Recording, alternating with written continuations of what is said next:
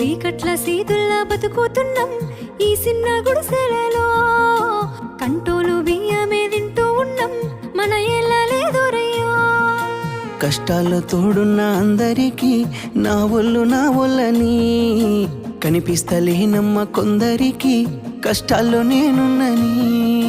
నా ఒళ్ళు నీ ఒళ్ళు ఏమున్నది అన్ని కాగితాల బంధాలు, అవి కాగితాలే జీవితాలనుకొని అయినోళ్ళనే వదులుకుంటారయ్యా.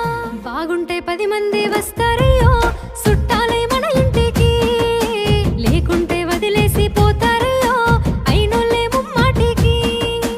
చూస్తున్న చుట్టంత కళ్ళతోని జరిగేది నాటకమే. నా ఒళ్ళు మా ఒళ్ళు అనిపించేది చేత చెల్లేటి కాగితమే.